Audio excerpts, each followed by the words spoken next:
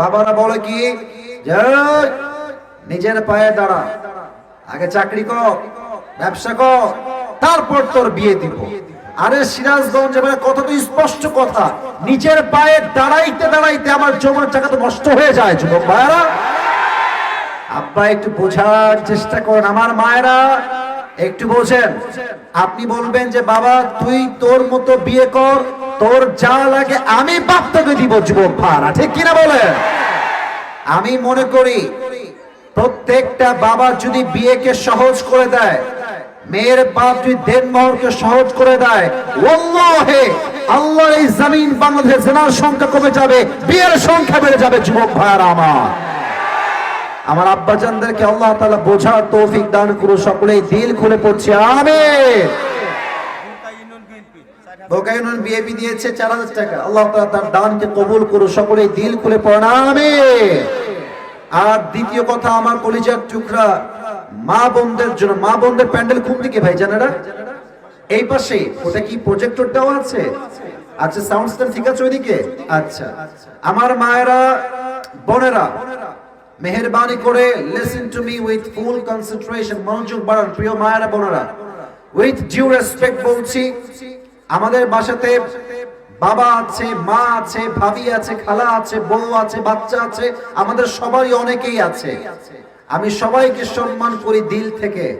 তবে প্রত্যেকটা মেয়েকে বুঝতে হবে একটা কথা স্পষ্ট ভাষায়, যে বোরকা পরলে কিন্তু আসলে দিনদার মেয়ে হওয়া যায় না। সিরাজগঞ্জের ভাইরা, আমরা সিরাজগঞ্জে নিজেরাই দেখেছি, যত মেয়ে পার্কে রাস্তাঘাটে প্রেম করে বেড়ায় তার 80% বেশি বোরকাওয়ালি মেয়েরা প্রেম করে বেড়ায়। যুবক ভাইরা আমার, ওরে বাবা দেখলে মনে হবে यार ये तो माशाअल्लाह ही कभी जन्नत से भाग के दुनिया में आई है यार।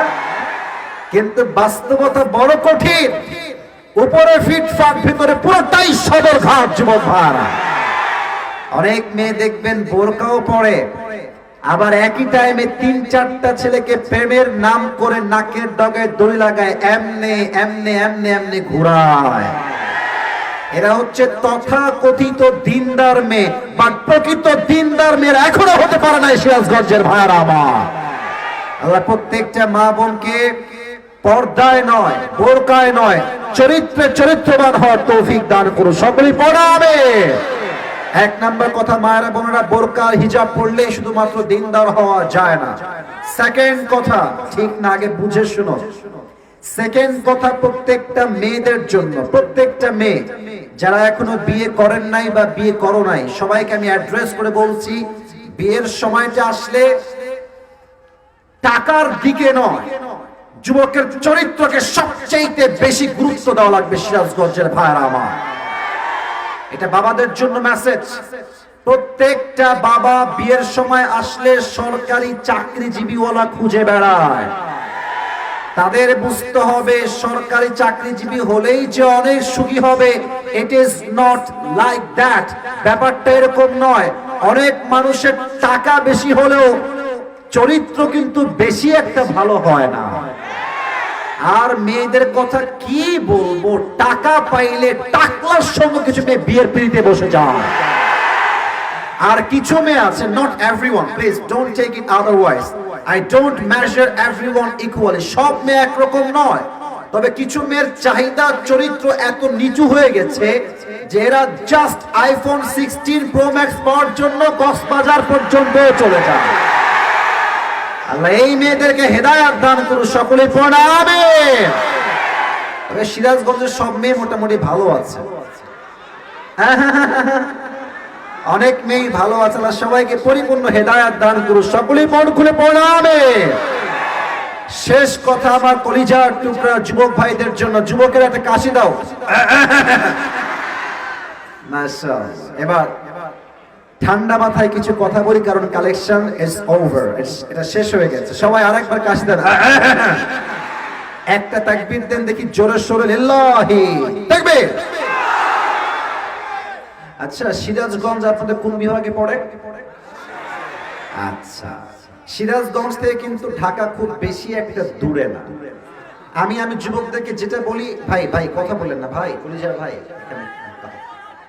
একটু সাইডে যাও, ক্যামেরাটা জরুরি না, সাইডে যাও, ওরা দেখতে সমস্যা হচ্ছে ওদের, আমাকে একটু সাইডে যাও। একটু এই তোমরা এদিকে চাপো, হালকা এদিকে চাপো কলিজার ভাইরা। লোক তো ছোট ভাই, জায়গা দেওয়া যায় না ভাই, একটু সাইডে হও, সাইডে হও। যুবক ভাইরা এদিকে তাকাও, আমার চোখে চোখ রাখো।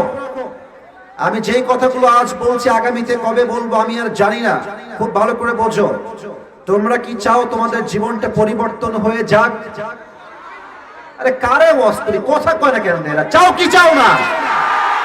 তোমরা কি আগামীতে টাকা কামাই করতে চাও? ভালো সুন্দরী দিনদার মেয়েকে বিয়ে করতে চাও? এবার দেখেন কেমনে কয়ে চাই। হ্যাঁ, আমরা সবাই চাই কি চাই না, চাই কি চাই না। আচ্ছা দেখো, তোমরা অনেকে গ্রামের ছেলে, আমি নিজেও গ্রামের ছেলে, আমি গ্রামেই জন্মগ্রহণ করেছি। আর আমরা যারা এখানে বসে আছি, বলতে গেলে 100 ভাগের মানুষ এখানে আমরা আছি, আমরা 98 ভাগই হচ্ছি মধ্যবিত্ত পরিবারের সন্তান।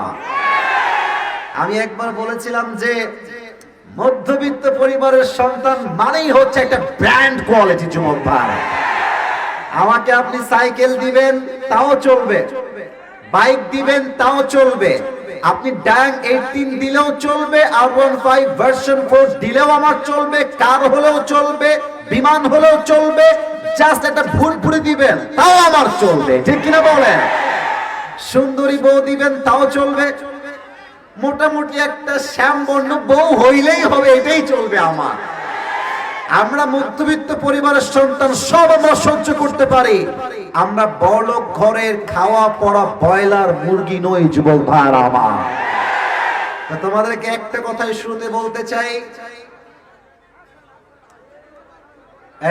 কলিজা কলিজা একদম না, না না মারামারি না, মারামারি না, ছি ছি ছি, এগুলো শেয়ার করে বদনাম হবে না, জায়গা না হোক মারামারি করা যাবে না।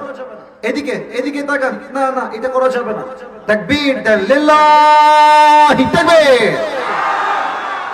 তোমরা তোমাদের জেলাকে চেঞ্জ করো। জেলা মানে সিরাজগঞ্জ বুঝায় না। নিজের অবস্থান পরিবর্তন করতে চাইলে হিজরত করতে হয়, একটা জায়গায় যেতে হয়।